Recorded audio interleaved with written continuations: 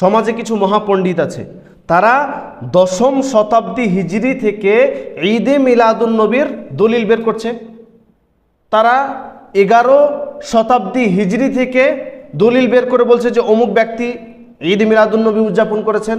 আমি তার কাছে প্রশ্ন করি যে ঈদে মিলাদুন নবী এটা যদি সওয়াবের কাজ হতো, এটা যদি ভালো হতো, তাহলে আল্লাহ রাসূল সাল্লাল্লাহু আলাইহি ওয়াসাল্লামের জামানায়, সাহাবায়ে কেরামদের জামানায়, তাবেঈনদের জামানায়, তাবেঈনদের জামানায় কেন ছিল না?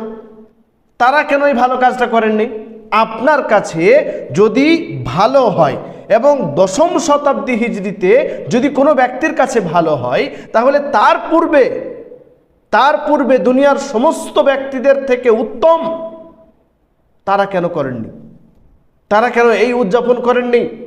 আমি দলিল চাইব কার কাছ থেকে? আল্লাহ রাসূল বলেছেন, আলাইকুম বিসুন্নতি ওয়া সুন্নাতিল খুলাফায়ে রাশিদিন আল মাহদিয়িন, তোমরা আমার সুন্নতকে আঁকড়ে ধরো এবং আমার খোলাফায়ে রাশিদিনদের সুন্নত।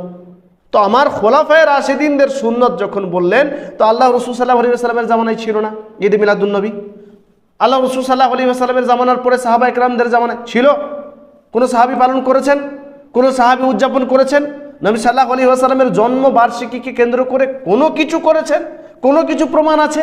আপনি তো দলিল দিচ্ছেন, আপনি প্রমাণ বের করছেন 10ম শতাব্দী হিজরি থেকে, আপনি প্রমাণ বের করছেন তারপরের হিজরি থেকে। কেন? এটা তো শুরু হয়েছে 7ম শতাব্দী হিজরি থেকে। 7ম শতাব্দী হিজরিতে যখন সালাহুদ্দিন আইয়ুবের জামানা ছিল, সেই সময় ইরবিল শহরের যে গভর্নর আবু সৈয়দ মুজাফফরউদ্দিন কুকুবুরি, সে এটা প্রথমে চালু করেছে। তো 7ম শতাব্দীর আগে, অর্থাৎ আল্লাহ রাসূল সাল্লাল্লাহু আলাইহি ওয়াসাল্লামের মৃত্যুর প্রায় 600 বছর পর এটা নতুনভাবে শুরু করা হলো। তাহলে কিভাবে এটা শরীয়তের অংশ হতে পারে?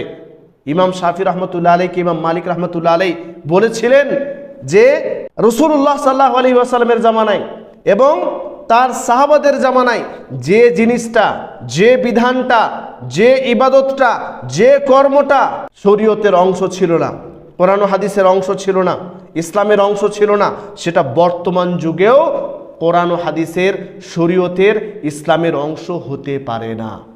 বোঝা গেল? এটা কোনোদিন হতে পারে না। আল্লাহ রাসূল সাল্লাল্লাহু আলাইহি ওয়াসাল্লামের জামানায় ছিল না, সাহাবায়ে কেরামদের জামানায় ছিল না, সেটা বর্তমান যুগে যদিও সেটা আপনাকে ভালো মনে হয়, এটা ভালো নয়, এটা বিদআত।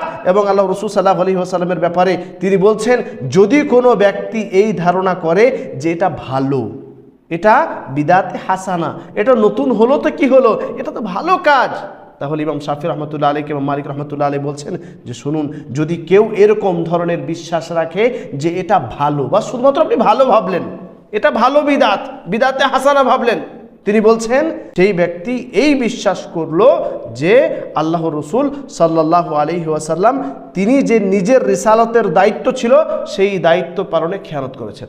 নাউযুবিল্লাহ, এরকম ধরনের বিশ্বাস আপনি রাখছেন। অথচ বারবার আমরা আপনাদেরকে বলছি যে বিদআত থেকে আপনারা দূরে থাকুন। নতুন যে কোনো জিনিস যেটা শরীয়তে ঢোকানো হয়েছে, সেটা কোনো দিন শরীয়তের অংশ হতে পারে না।